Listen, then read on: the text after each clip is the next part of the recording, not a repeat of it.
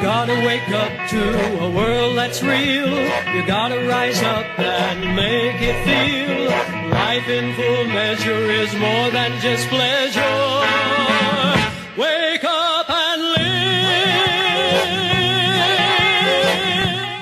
Hello and welcome. Today is Monday, October the 26th, 2015. This is Paul Sandhu coming to you with another episode of Wake Up and Live Radio.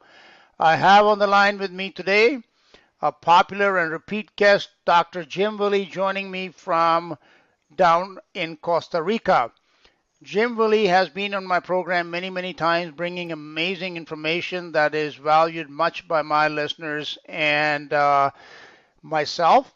So without further ado, let me welcome Jim. Hello and welcome, Jim, to the program. Oh, it's good to be on, Desh. Been a while, and everything seems to be moving along in an inevitable path.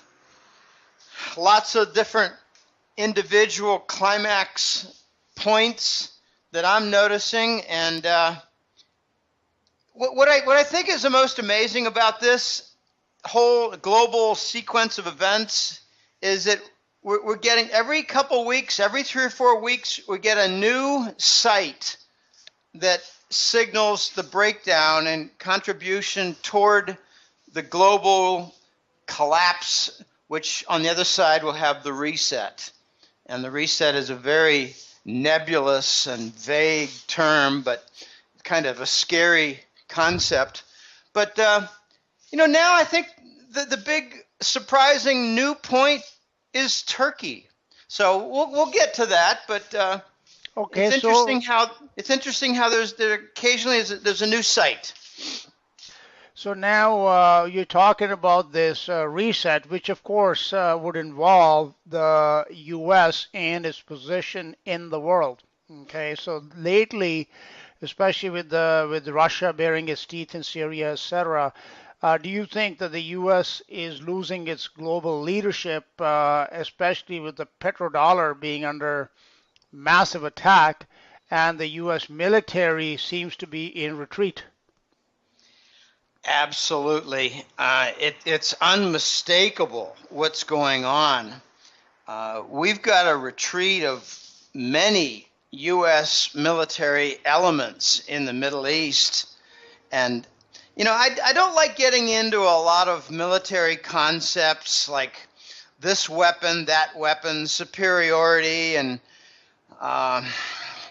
tactical issues. I like to focus on the finance and economics, but when the U.S. naval fleet abandoned the Persian Gulf for the first time in 40 years, and it was almost simultaneously, days after the Russians started their airstrikes against ISIS positions, it's pretty hard not to. So I do look at these things. I do comment on these things. I try not to focus too much on the military, but, I've said for a long time that, I've said this for 7 or 8 years. Eventually, you're going to see the U.S. dollar supported by the military. Now you're seeing in precisely, in precisely the area, the central nucleus of the petrodollar home, namely Saudi Arabia, you're seeing the U.S. military bug out. So to me, it's a confirmation that the petrodollar is just about officially dead, because this is precisely the nucleus point where the dollar recycle takes place regarding oil sale. They have names for it. They call it the petro recycle. And the deal was that the Saudis would sell oil in dollars, only dollars, and they would recycle their surplus in U.S. treasuries, and a very small amount in, say, New York City stocks like Prince Alawid. That's very minor compared to $1 trillion in treasury bonds. And the whole Persian Gulf is just loaded with $2.3 trillion worth of sovereign wealth funds. Half of it is owned by the United Arab Emirates. and they're nervous. They're real nervous. They're working avidly, I think, to convert their treasuries into gold. And this comes at a time when the U.S. has been stealing the Saudi gold in the Swiss banks. So there's a lot going on. But yeah, we talk about the U.S. losing leadership. What I hear is that for many important strategic talks, the United States is not even invited. Take a look at the Minsk I and the Minsk II agreements regarding the Kiev and Ukraine war. The United States wasn't even a member of the signatories at the table. So it's pretty hard to say the United States is violating a truce when they weren't even part of the writing and agreement of the truce. This is, very dangerous times. But the U.S. dollar is slipping, and we're seeing so many different elements of what I call the dismantled petrodollar. The consequences are all over the place. You're seeing rising U.S. dollar exchange rate. And, we get the propaganda that the U.S. economy is strong and therefore the dollar is strong. No, that's not it at all. We're stuck in a -4 or -5% recession economically every single year. We're weak, and that's not the effect for lifting the dollar exchange rate. It's liquidation of trillion-dollar derivative contracts. Like there's a huge contract that links the dollar, oil, and the euro. It's being liquidated. It's for $800 billion. And the owners want their money back for the huge contract that they set up. However they set it up, I'm not sure. I do have some ideas, but there are lots and lots of contracts linking crude oil with the major currencies in the IMF basket. So it's artificial demand that lifts the dollar, and as the dollar goes up, the crude oil price goes down. And to be sure, there's economic reduced demand for crude oil. And to be sure, there's increased supply from shale in that whole sector. But the main effect is financial for the dollar going up. It's not economic, and I don't even think it's supply and demand for the oil market. Supply and demand for the oil market is responsible for maybe $15 or $20 in the decline of the oil price. And you got to explain the other 40. The U.S. energy sector is in complete wreckage. It's complete tatters.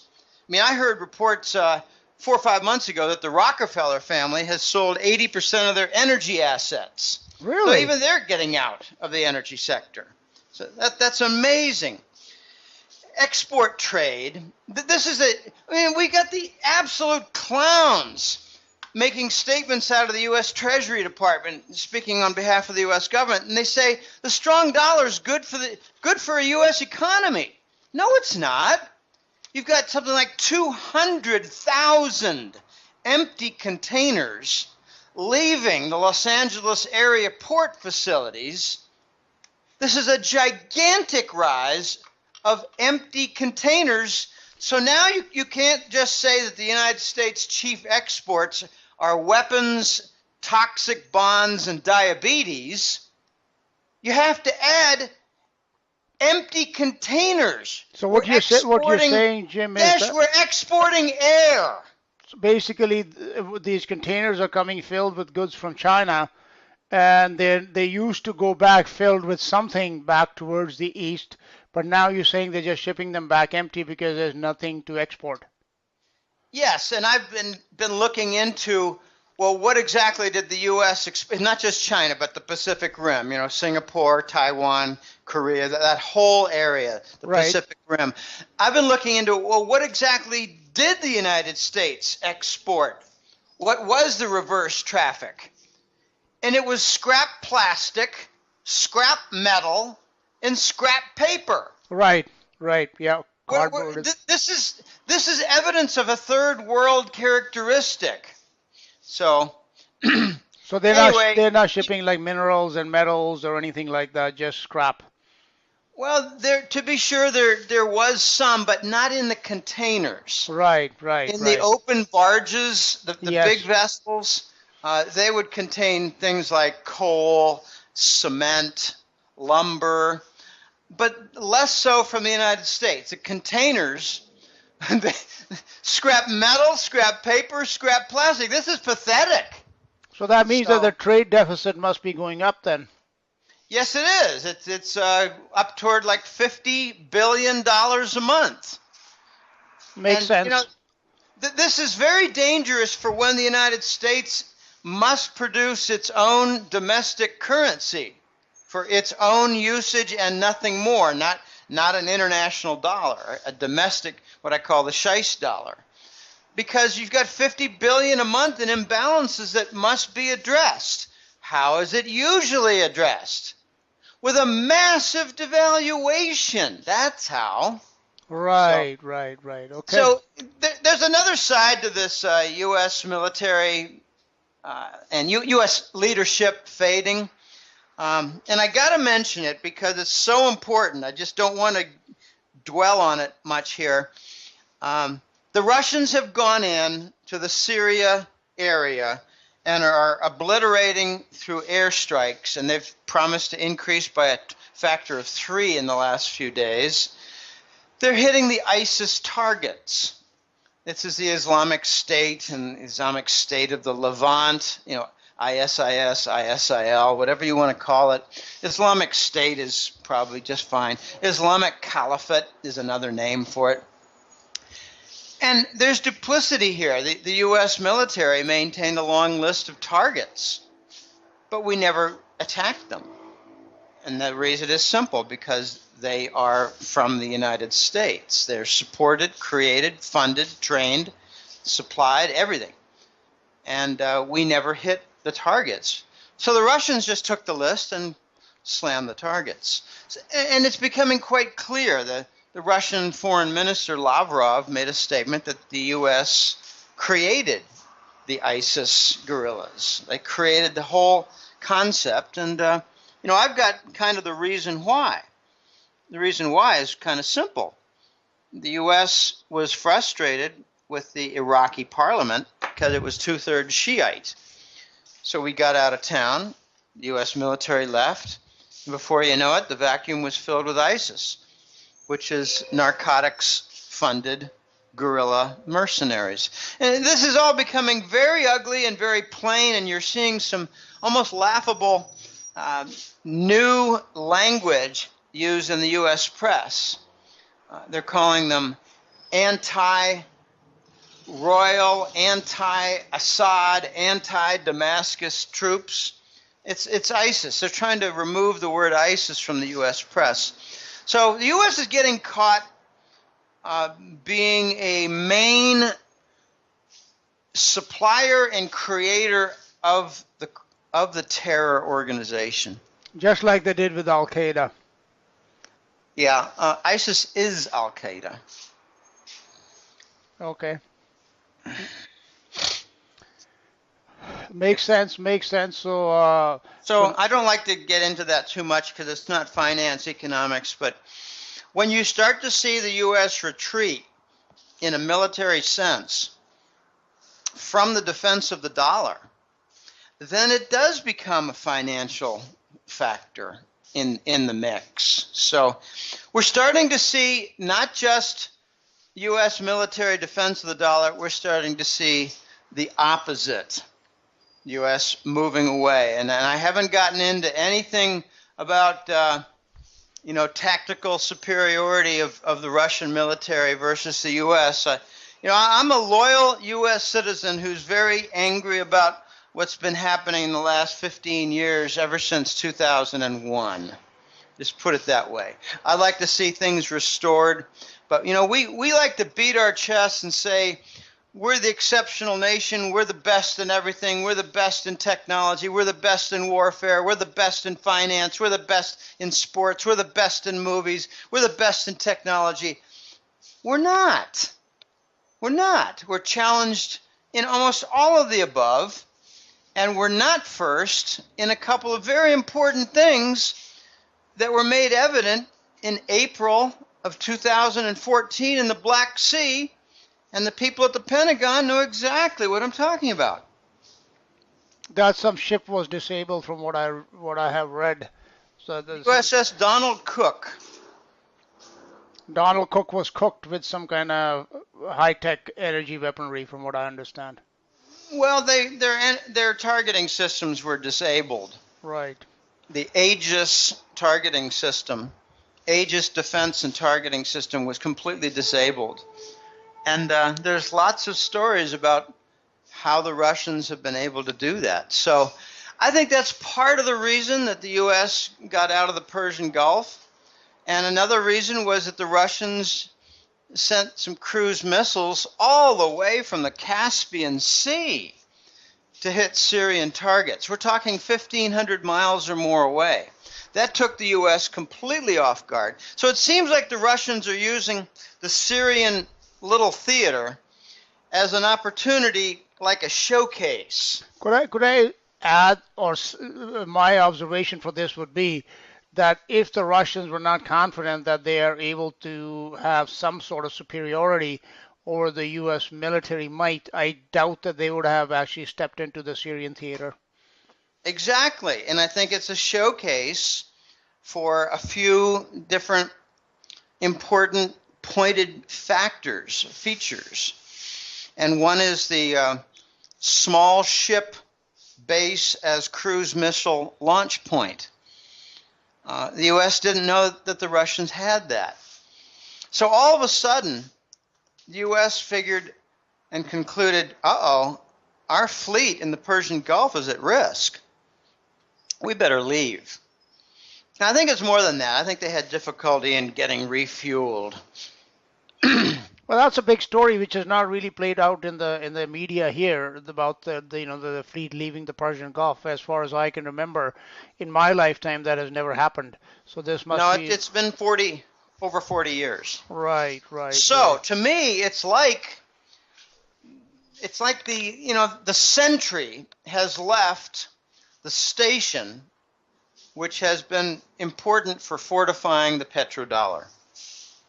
So basically, they've given up on the petrodollar. That's what it sounds like to me, and therefore, it's only a matter of time before the Saudis announce that they're going to start accepting payment in other currencies and maybe even in gold, and that'll be the official word that the petrodollar is dead. Would you concur with that?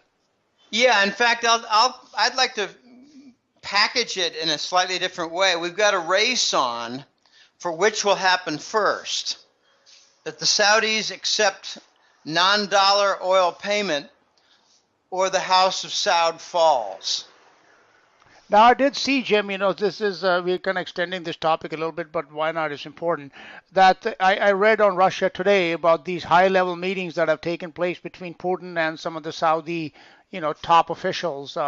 And they've been down there a few times this year already, so it looks like they have some sort of agreements that are being signed, but they're not really being, mentioned too much in the Western media here. So do you think, and you have always indicated that Saudi is going to lean east, so it seems like that it's being done on paper now, not just, through back channels.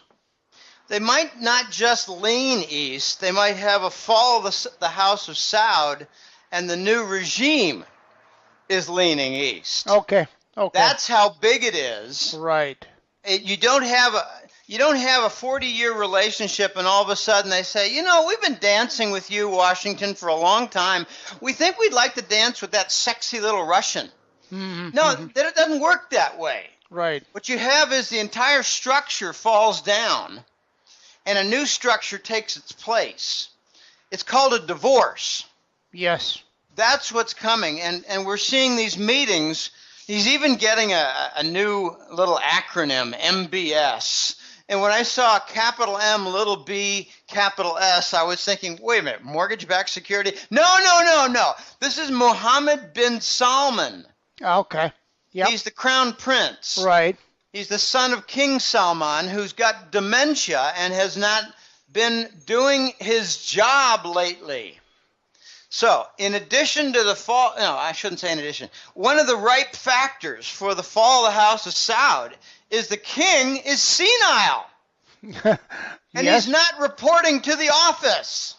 So his son is taking control, and all the son's half-brothers are challenging him. And if you think they're 2 or 3, you're crazy. It's more like 30. So Saudi Spring is a very real possibility then. Oh, I think it's already well along. The Saudis are in real deep trouble. I call it a state of flux. I did a family tree on my October report, the Money War report within the Hat-Trick letter. And it's almost funny because the family tree doesn't have enough space to show the branches going outward for all the brothers because there are 29 wives. Oh yeah, it's impossible to keep track of everybody that's somebody down there. You're right. On the family tree, Dash. Right. I put. I mean, this is taken from an article out of the Middle East, and it was all very accurate and shows the grandfather and even King Faisal and some of his other brothers. But it gets kind of weird because you see a dozen or so half brothers who've got important ministry posts or economic advisory posts, things like that. But then it goes to the side and it says 29 others are not shown. So these are all half brothers, right, vying for the throne. And some of them have been pissed on for years, excluded from power, excluded from the wealth. And they have payback on their mind. I like to describe it as, you've got some of the king's sons from various women. Some of the women are from important families. Some are from powerful business families. Some of them are from families that have done extreme favors for the royals. Others are not so powerful. They might have just had alluring daughters. So there's no homogeneity among all the women that produced the half-brothers. And it's way more than 30 half-brothers. So there's a huge battle for the palace control. And what I'm hearing is that some of them are very anxious to cut the cord with the West and much prefer establishing better lines with China and Russia. Okay, let's move on to China then. Seems like there is a Game of Thrones that is going on in Saudi Arabia, and we'll keep our eye on that.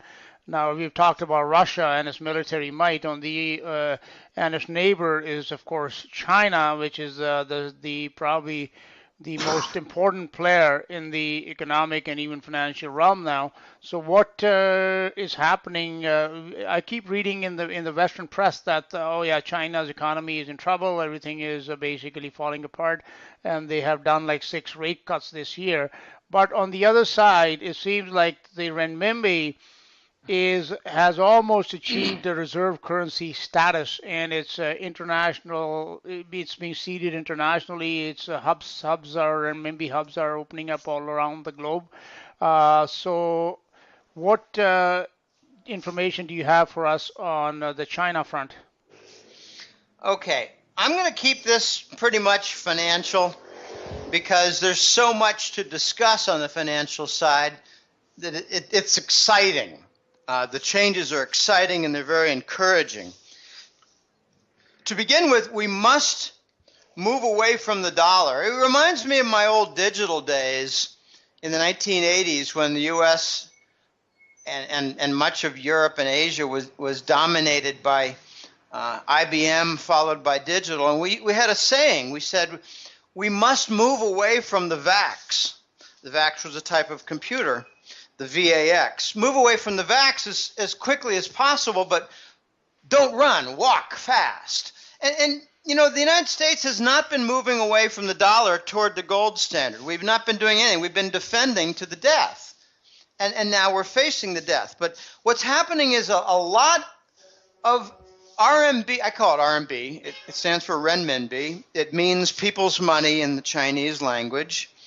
And it's not a second Chinese currency. It is the yuan, and it's called the RMB. It's it's kind of like USD and the RMB. They're battling for each other.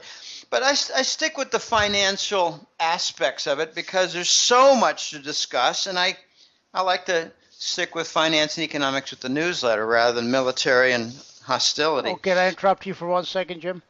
I forgot, I neglected to mention at the beginning, you mentioned in your newsletter that you are the editor of the Hat Trick Letter, which is found on your website, goldenjackass.com. So please forgive me because I neglected to mention that at the beginning of our program, which I should have. Oh, that's quite all right. Now, let's get to the trading hubs. They're sometimes called RMB centers, RMB trading hubs. And we've got them right now in Frankfurt, Germany, in London, England, in Paris, France, and in Zurich, Switzerland. We have them now. The two biggest are London and Frankfurt. Frankfurt, Germany is their financial center. Frankfurt, Germany is the home of the Euro Central Bank. I'm not sure, but I think the Bundesbank is there also, the German central bank. I'm not certain of that. I'm quite... It's like the New York of Germany. Yes, it is. And they call it the Main. Their Wall Street is the Main. So, now I'm hearing that recently there's a new one with Prague, Czechoslovakia. Now, these hubs, they're not, they're not regular little, bank centers. They're very expanded bank centers. And let me describe the differences between a trading hub and, say, a yuan swap facility. I think there are 31 nations that have signed up to create a yuan swap facility since 2005 or 6. And I believe, I'm not certain of this, I believe Brazil was the first one. And it became the prototype. And now all kinds of nations. And we're talking about Western nations too, like France and Switzerland and England and Australia and New Zealand. They have yuan swap facilities. Well, first of all, describe a yuan swap facility. We got 3 gigantic Chinese banks, and you have 5 large Brazilian banks, and they settle all their bilateral trade among those 3 Chinese and 5 Brazilian banks without the dollar. So a yuan swap facility is a device, a platform for avoiding the dollar in trade settlement. Well, that's kind of significant, but it's also rather limited in what it can do. Here's what an RMB hub center does. It does that, but it also adds a currency exchange center where businesses, apart from settling trade, they just go out and arrange for, say, converting a whole batch of euros to RMB. Or they've got some payments to make, and they've been accumulating their RMB, and they want to go use it at the trading hub to convert back. Lots of different directions, and it's not for specific payments. It's for handling accumulated currency. Okay, it's an exchange center, a forex window. Okay, right. That's one function of an RMB hub center. Another one is very, very important and kind of overshadows all else, and that is a bond issuance center. And by that I mean the Chinese come to London, for instance, and say, we're going to sell $3 billion of a 10-year note for Chinese government debt. And we're selling it in RMB, and we're doing so in London. That's very, very big and significant. It's going to get a lot weirder because the Italians might say, we're going to sell 10 billion euros worth of debt, but we're going to denominate it in Chinese RMB to attract Chinese investment. And by doing it in RMB for Italian debt, they will enable the investors to avoid a currency risk in the case of fluctuations or a vanishing act of the euro currency. So, an RMB trading center, a hub center, is for bond issuance. And you can get corporations involved in there too. Like IBM might issue a $1 billion RMB note for corporate debt. All right, so you've got the bond issuance, you've got the Forex exchange window, and a whole lot more at these trading hubs. These hubs are huge. It's like a mini Wall Street devoted for the Chinese currency activity. Wow. It's just very, very big.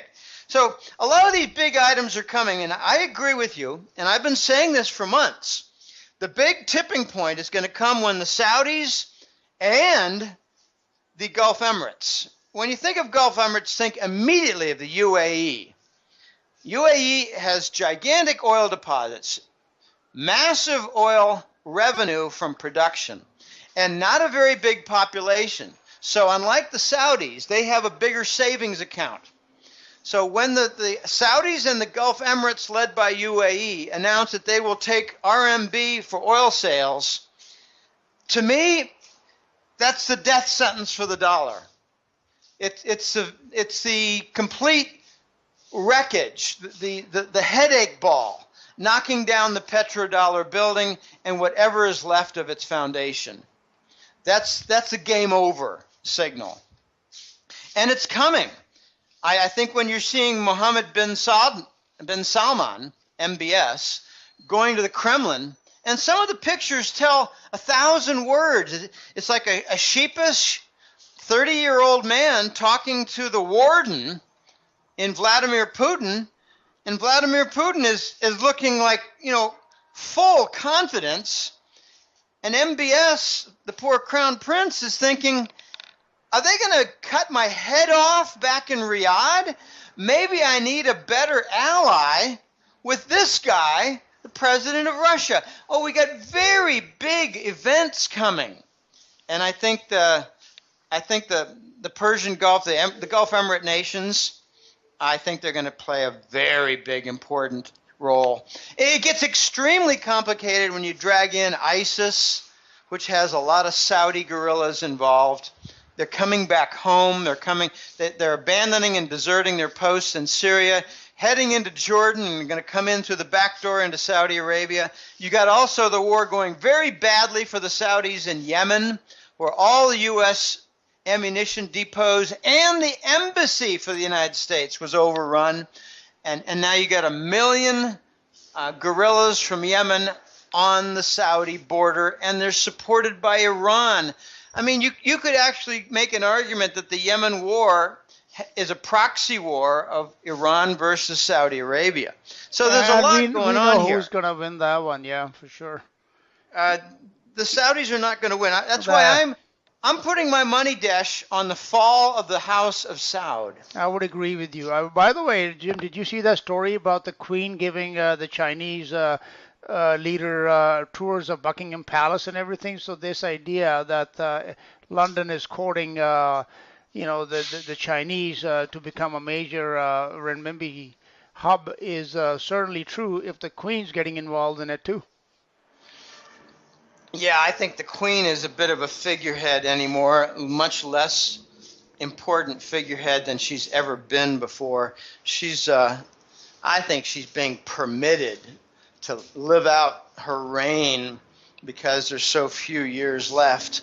All they have to do is deny her some children to sacrifice, disembowel, and drink on the blood, and I think her longevity will be shortened.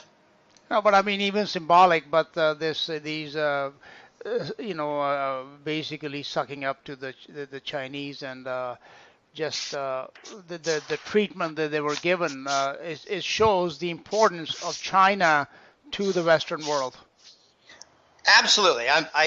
I spoke rather disparagingly, not facetiously. I'm not being humorous when I talk about drinking the blood of children for the Queen. I think she's a Satanist. But they did give royal treatment to the Chinese. It was President Xi and his entourage. He toured a facility in Manchester that had lots and lots of trade deals and technology sharing involved. And they're talking in London about a golden era where they can connect to the Chinese Belt and Road, the Silk Road. Right. President Xi likes to call it the Belt and Road because it involves a maritime element, not just the Silk Road. And, you know, I've tried to cover this in the hat trick letter for October. There are numerous elements to the trip and the visit by President Xi. That's how you pronounce XI. It's like he, she, it, she, President Xi.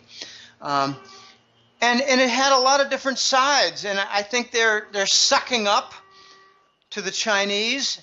And a very important point is they want the London RMB hub center to be significant. They want it to be as big or bigger than the Frankfurt, Germany one. And I've been saying this for close to a year. About a year. It was last autumn months of 2014 that the Frankfurt hub became much more of a news item and a prospect for expansion and growth. I think we're going to see a competition between Germany and London, courting the RMB trade, courting the financial center business. What I mean is Germany and England are going to compete for the Chinese government bond issuance and the other sovereign bond issuance in RMB, like for Italy or even France. We're going to see competition for this. We're going to see the Swiss come out and say, oh, wait a minute, we're a bigger financial center than Frankfurt. Bring your business to us. We're more experienced. We can handle it. And what you're going to see is good old-fashioned competition driving some of the fees down. The competition will bring down some of the costs of transactions. So this is all very good. But whenever you see new stations for RMB trade and activity, just think of it as, well, these are not dollar. This is going to really help the non-dollar trade and really harm the dollar primacy. So now, as the dollar becoming the reserve currency really helped the United States, become a financial and military powerhouse, would that also not apply to the Chinese then, when all these bond issuances in all across the world start taking place in renminbi as they have been in dollars, etc. So this actually bodes well for the Chinese economy in contrast to what I keep reading about in the Western press, that it's all slowing down and they're in big trouble. Yeah, the Western press likes to point out the low percentage of trade transactions, trade payments that are done in RMB, and the low percentage of RMB bonds that are sitting in global banking systems. And it's almost ironic. It's a little laughable. What they're saying is there's not enough Chinese RMB bonds out there in order to become a big player. In other words, they don't have enough debt. But that problem is being resolved even as we speak, right? It's only a matter of time before there's enough of these bonds out there. I don't know. The Chinese aren't sufficiently bankrupt, is the message I hear.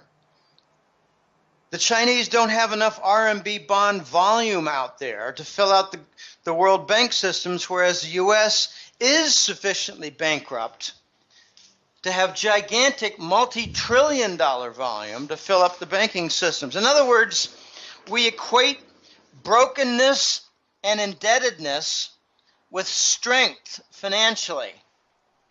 We call debt an asset. Yes. That is the error.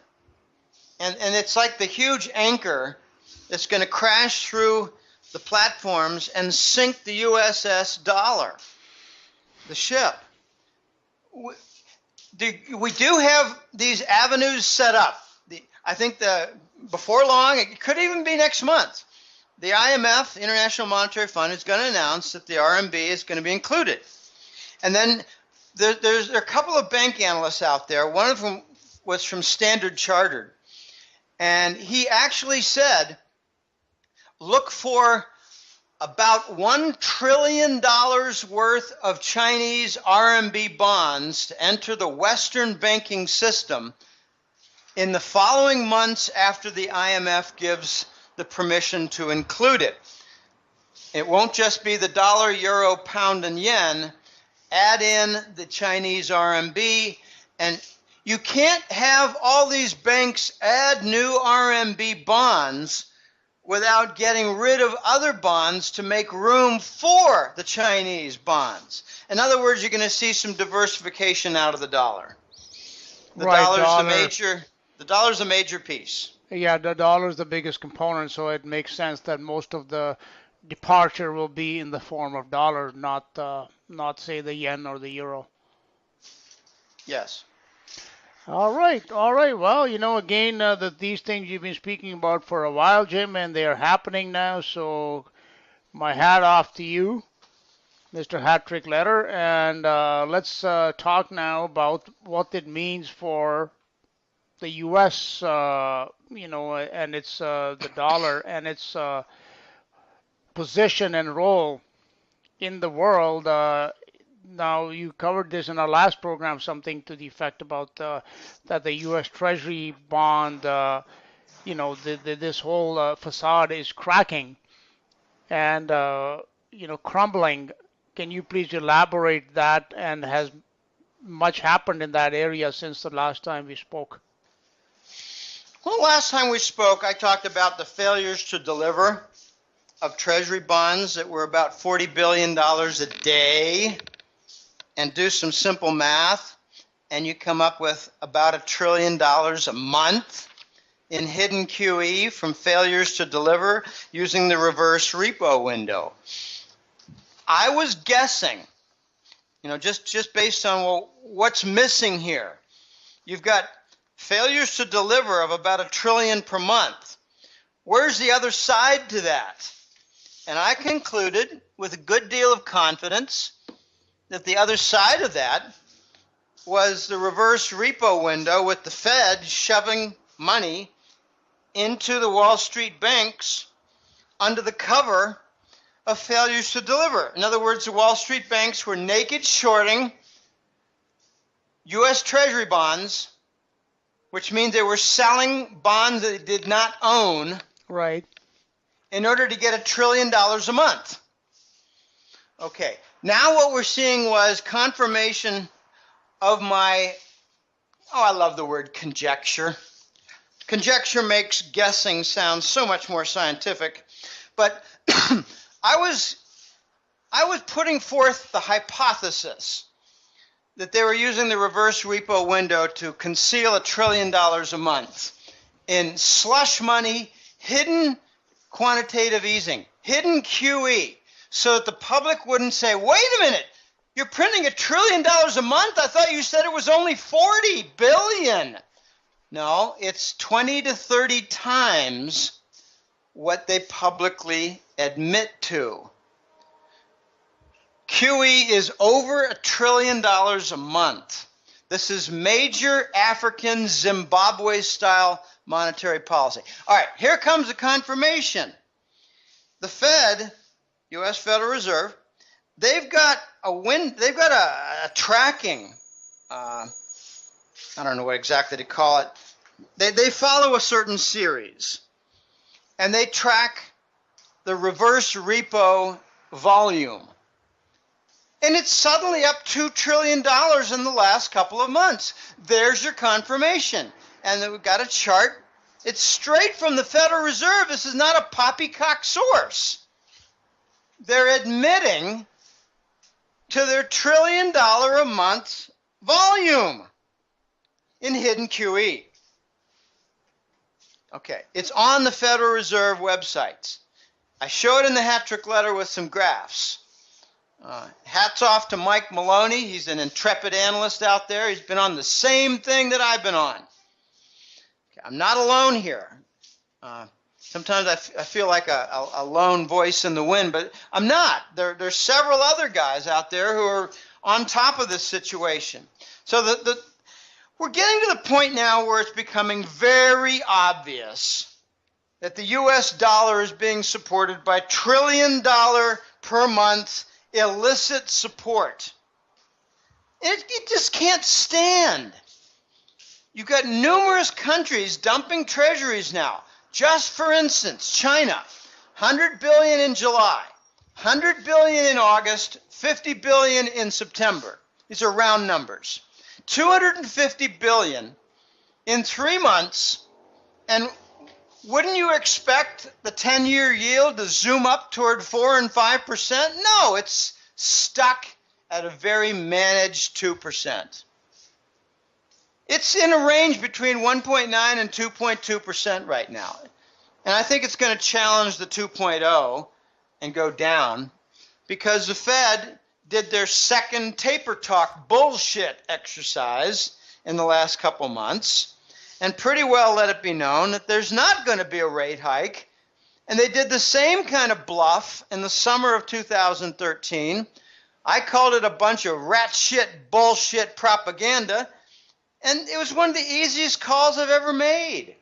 You know, I got 20 or 30 emails in late September saying, nice call, Jim, that the Fed would not do a rate hike. And I thought, what kind of an idiot would expect a rate hike?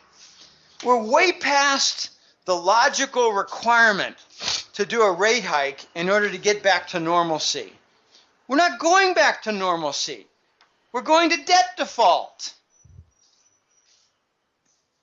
So this default is it not already happening stealthily anyhow? I think the cracks in the bond market are precisely the default. Right. You can't have a widespread negative interest rate. I think 20 or 22 countries have a negative interest rate. I mean, that's absurd. It is absurd. You can't have a negative repo rate for repurchase of like overnight and very short-term collateralized debt. You can't have that. It won't stand. You can't have negative dollar swap rates for big bank transactions of dollars and very short-term requirements. You can't do that. It won't stand. You can't have $1 trillion a month hidden QE to support both dumping of treasuries by foreign countries and coverage of the Wall Street oil hedges.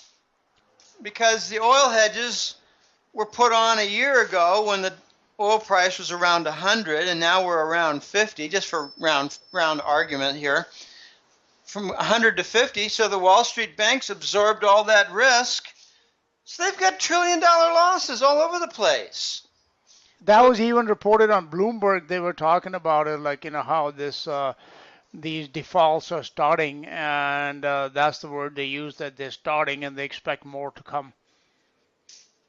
Yeah, they try to make it sound like it's the marginal oil sector, right? Shale, and that's only one piece of it. You've got the major oil companies that are also involved. They're hedging. They have hedged their major projects. I mean, companies like Exxon on a basis would put hedges on for, say, 80% of their output for major projects. And this is a standard underwriting function for the Wall Street banks. And it's resulting in $1 trillion losses because it's just not this profitable game anymore that's based on equilibrium of an equal number of people on the other side of the trade. There's not an equal number of people on the other side of the trade. This is a one-side trade. The oil price is down, and it's staying down. And it's going to stay down for a longer period of time, like forever, because the Iranians are making sure that we're not going to see a rise in the oil price. The Iranians are going to bring on, in a matter of weeks, 500,000 barrels a day. And that's going to guarantee that the oil price does not rebound. And after another couple more months, the Iranians are going to bring on another 500,000 barrels a day, total of 1 million barrels a day. And that's going to guarantee that you don't have a recovery in the oil price. So these are major events, Dash, that are changing the balance. And we're just not going to get back to a normal situation. We're going to have tremendous disruptions to the status quo. And to me, it's a guarantee that we're not going to see some of the major players remain intact, like Saudi Arabia. UAE, to me, is a more interesting nexus point because they're funding ISIS, and they don't have a whole lot of internal trouble back home. They don't have, rising Shia population. They don't have enormous federal debt. They don't have a huge poor population like Saudi does. They're very different from Saudi. They have the wealth and the oil of Saudi, Right. but they don't have the problems. Right. So I think the UAE is going to do a real power flip. Mm-hmm. They were also, I can't think of the Nayed, I think his name was Nayed or Nayez, King Sheikh Nayez was also on the mission with the Crown Prince of Saudi Arabia. Mohammed bin Salman was joined by Sheikh Nayez at the Kremlin, representing the UAE. He's from Abu Dhabi, not Dubai. Those are the two big city-states within the United Arab Emirates. United Arab Emirates is kind of like modern-day Arab Greece with city-states. Right. Okay, so the UAE #1 royal went to the Kremlin at the same time as the Saudi Crown Prince did. What they're doing is they're setting up two big things: oil sales in RMB and the Russians participating in oil pricing. Right. This is the practical side of dismantling the petrodollar. Yes, that would make sense that the Russians would definitely want a hand in the pricing of oil. And what it means is that the Russians are going to create the military alliance in the Gulf region that displaces the U.S. military presence. So when you saw the naval fleet exit, right, think of it as a vacuum soon to be filled by the Russian military. So and the Chinese military, I think both. So then you do not expect the Russian military to leave after their mission in Syria is finished? No, they're going to be fortifying their Syrian naval port called Tartus, which brings up the whole topic of Turkey. The Russians have been bringing in supplies to Tartus for the last 2 years, and not one inspection of a Russian naval vessel has taken place by the Turkish government in those 2 years of Russian cargo. Okay, that's very important. We have an election. I'm not exactly sure. I think it's November 2nd, a Turkish presidential election. I think we're going to see Turkey do a sudden turn. You could call it a flip east, but watch as it happens, because what I'm hearing from my best source, and my best source on this is Euroraj, and he comes from the Turkey, India, Iran region. That's his expertise. He's got family there. Right. He's got a mother in there. He's got a mother-in-law in there, but he's living in the West. Used to work in London and now not London. But anyway, he came up with a conclusion to me that made a lot of sense. He said if Erdogan wins the Turkish presidential elections in 2 weeks, he's probably going to flip east in order to keep peace and call it the new mandate, in order to form a coalition that has some kind of staying power in the Turkish parliament. And if he doesn't win, his opponent's going to flip even faster east. So we've got the existing power player in Erdogan, who's a bit of a U.S. puppet. Notice that a few months ago, he rescinded the Turk Stream pipeline with Gazprom. That's right, he did, yes. Whereas a year ago, he was eagerly signing up and licking his chops for all the money that Turkey was going to be bringing in from the gas pipeline trade and the jobs for the construction. This is multiple-sided. But he backed off on all that from pressure from the United States government, which doesn't believe in commerce and trade and construction. They believe instead in war, destruction, wrecking power plants, destroying marketplaces, destroying schools, destroying warehouses. Just in the last few days, the United States announced they were taking hits, ordering airstrikes against ISIS strongholds, when instead it was the Aleppo electric generating station that got hit. So the U.S. knocked out electricity for the city, claiming they're going after an ISIS stronghold. What about all the bombings in Turkey? Like, what message is being sent there? Well, that's an internal issue where it looks like the people who are not happy with the U.S.-Turkish relationship are letting their voice be heard. This tells me that civilian bombing incident, to me, told a very powerful story, that Erdogan is going to flip east or he'll be removed, and the flip east will be even faster. That's what the internal violence means to me. Okay, that makes sense. So then these political alliances, along with all that's going on in the financial realm, are also happening all at the same time. So there is, you could say, a new world order that is being shaped right in front of our eyes, but not exactly in the way that people have been talking about it in the past. I think we're seeing a new Silk World order coming into view. How does Germany fit into this now? Well, we haven't talked about Germany. Wouldn't they need to play a major role in this too? Yeah, unfortunately, they're playing a U.S. puppet role and causing a lot of problems within Germany. There's a rather significant impact from the lost Russian business.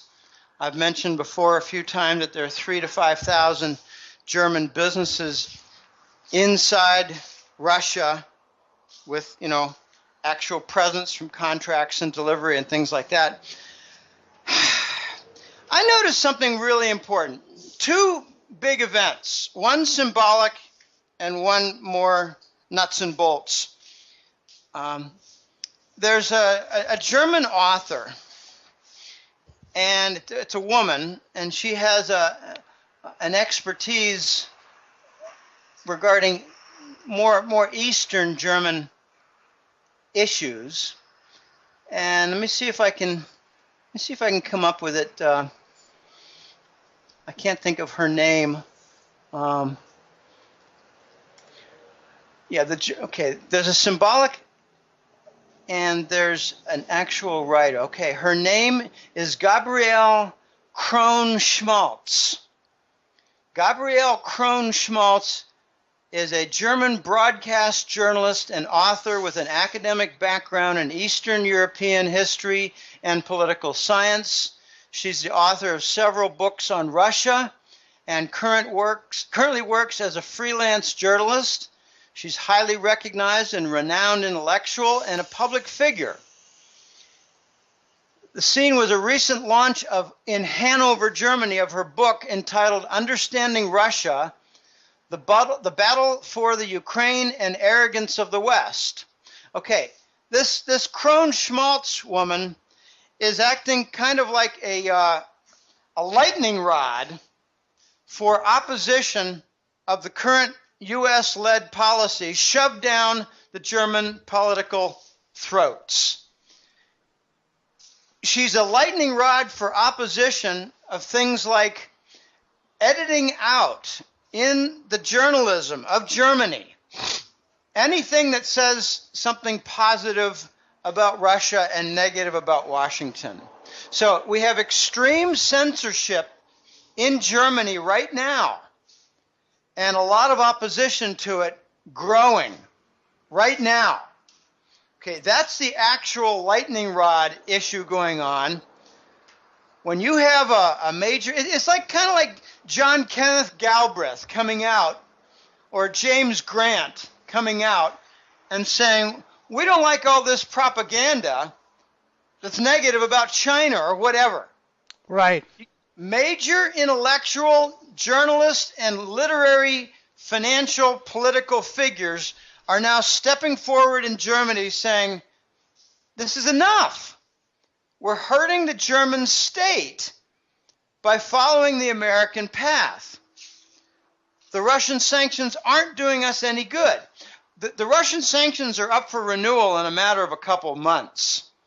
And I think you're going to see some splintering of nations. All right, so I mentioned two signals. That's the real one, the tangible one. But there's another one. And it's the appearance of gallows made of wood. You know, I'm not talking about 5 stories big. I'm talking about something in front of what I believe is the German parliament. And I could be wrong about that, but it's in front of an official German government building. Right. And what I say is the Germans are growing very angry, feeling betrayed by their leaders. The evidence is in vitriolic debate, and not so much in cartoon editorials, but in actual gallows put in front of the government buildings with the name of Gabriel and Merkel. Gabriel is like the vice chancellor, right, behind Merkel, and Merkel is their, sort of president, the chancellor. Sigmar Gabriel and Angela Merkel have signs with a noose around them in gallows in front of the German parliament. And I guess they're not winning any fans over with all this Syrian, not necessarily Syrian, but these refugees that they are so-called refugees that are pouring into Germany. The German people are quite upset about that as well. Oh, I know. They're trashing Munich. But what I regard really important right now is the finance minister Schäuble of Germany is making open statements that they are fully behind the Russian initiatives to clean out the terrorist element in Syria, and the United States is no longer credible in their approach. So the United States has been saying hands off to attacks on these ISIS locations, and we're being identified as the landlords of terror, the warlords. The other indication is coming from the former Luxembourg head named Juncker, Jean-Claude Juncker. He's making other statements that the Americans have been involved for 2 years in Syria and have made no progress at all except to destroy the infrastructure of Syria. Okay, so the battle plan of the United States is becoming revealed. Blow up the electricity centers, blow up the marketplace, blow up the warehouses, destroy the infrastructure, and claim that they're fighting ISIS. Right. Our duplicity is being put forth on stage, and Schäuble, the finance minister of Germany, and Juncker, who I'm not sure, I think he's an EU commissioner, or else he used to be, but he's a very influential figure. He's kind of like... Yeah, I think he was the EU president or in Brussels or something. Yeah, Jean-Claude Juncker. Yeah, I regard him as kind of the Kissinger of the EU. Right. But these figures are starting to turn against the United States in favor of... I mean, there's a photo op where Schäuble was seen with the foreign minister Lavrov, right, of Russia, saying we're going to back the Russian military initiatives to clean out ISIS. This is very anti-Washington. And Trudeau is also said that he's going to withdraw Canadian support in Syria as well. Oh yeah, gosh, that was such a slap in Obama's face. Obama called the young Trudeau to congratulate him, and instead of having something really nice told to Obama, he told him that they're withdrawing all the Canadian fighter aircraft support in Syria. Unbelievable. So the United States is very isolated and what I call unmasked for its support of the terrorist element. One of the biggest exports from the United States is terrorism. Diabetes, toxic bonds, war material, and laced vaccines. This cannot continue, Dash. Well, people inside the country, inside the United States, they may be oblivious to these things because, it's time for the World Series and NFL and all that. But people outside the world who are impacted by these exports that you are mentioning, they certainly are aware of it and they're fed up with it. Yeah, and now some of the most important figures of Europe are fed up with it, and they're realizing if we continue to side with the United States in this terror element and movement, we're going to suffer in the future for it. So we have a number of tables being turned on the geopolitical side, and this is extremely important and very new. So anyway, let's try to wrap this up. I've got something that I need to do, but all right, that's good. That's good. So that's enough information to chew on till the next time. And major moves are happening, and this is something that you did say at the beginning of the year that this will be somewhat of a watershed year, and I must say that it has been, not just in the financial realm but also in the geopolitical realm, that these sides are being taken, lines are being drawn, alliances are changing.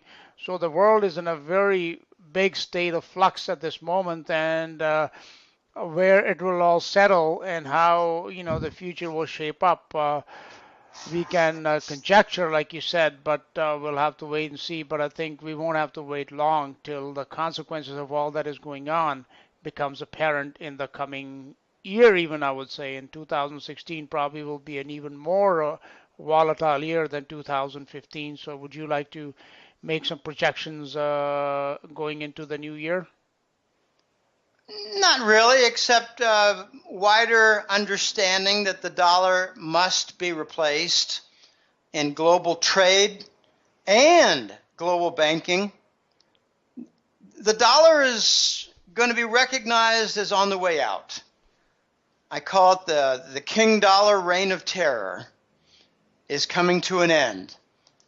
And the move by Russia to clean out ISIS is a principal part of that ending of the terror.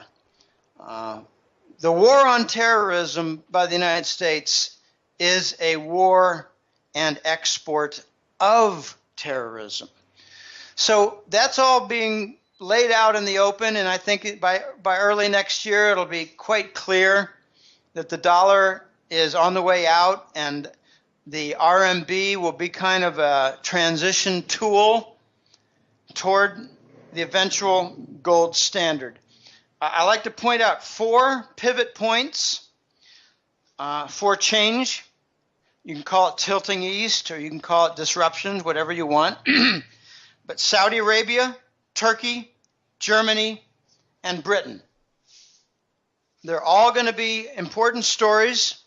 They're all going to be very, very pivotal in making it clear that major change is coming, and that the dollar just cannot stand in its current form as the leading pillar for global finance and global trade.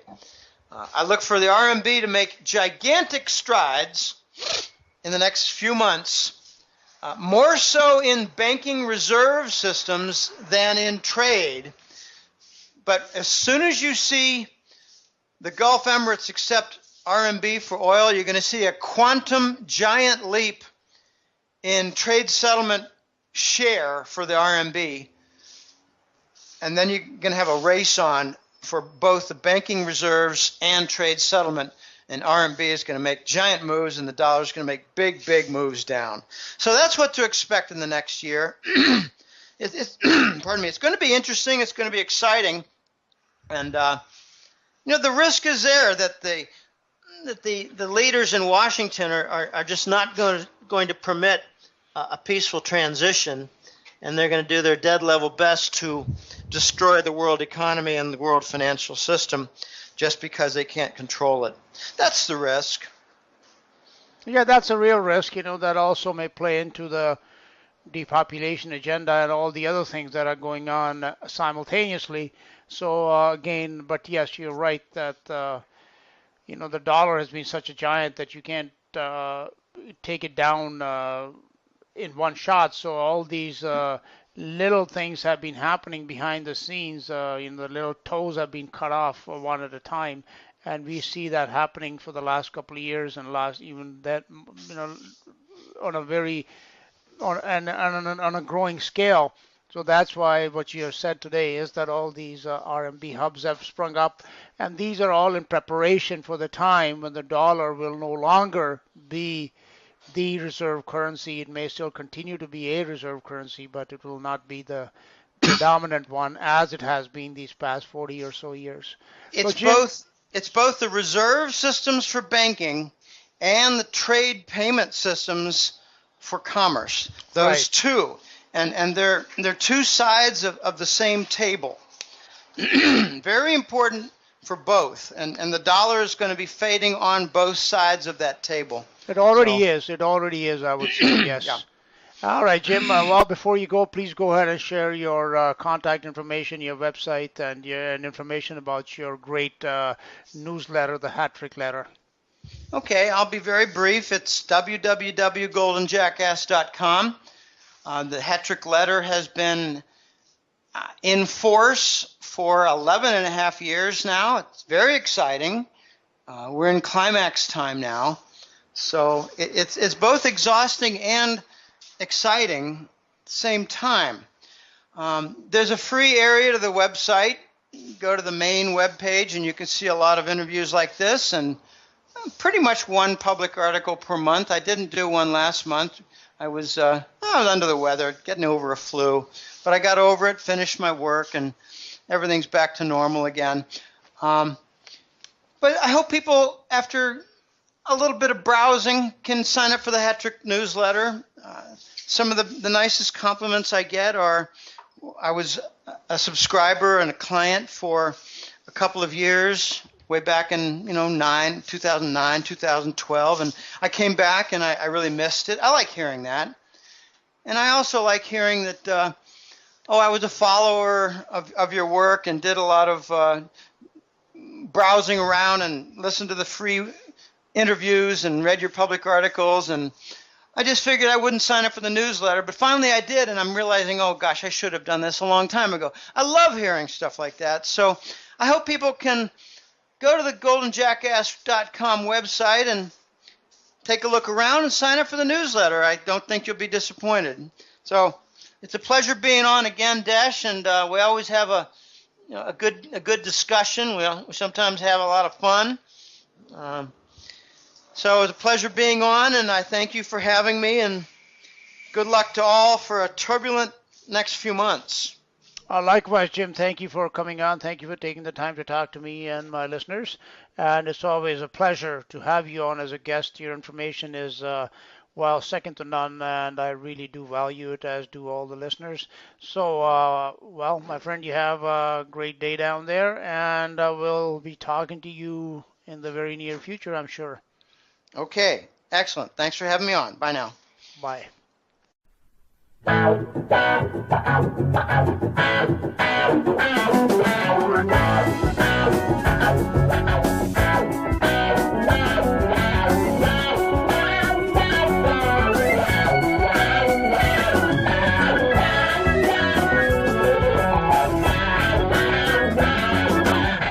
when the pressures of the world come in from all sides.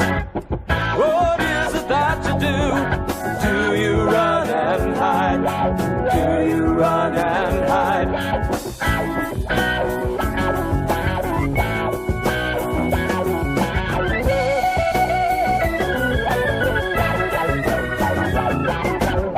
When everything's been going wrong and nothing turns out right, do you feel you're all alone? Do you run off into the night? Do you run off into the night?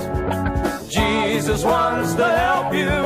He wants you to feel secure for any of your problems. Jesus is the cure. Jesus is the cure. Jesus is the cure. Jesus is the cure.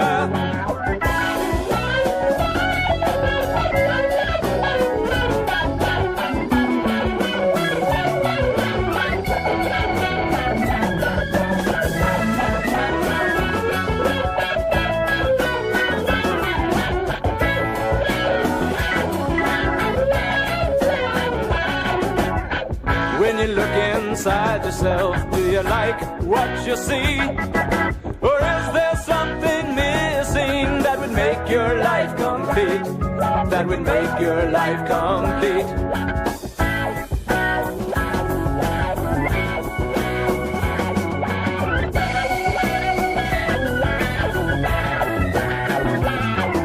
Walking in the dark all by yourself, is your heart filled with fear? Do you think you're being followed? Do you wish someone was near? Do you wish someone was near? Jesus wants to help you. He wants you to feel secure for any of your problems. Jesus is the cure. Jesus is the cure.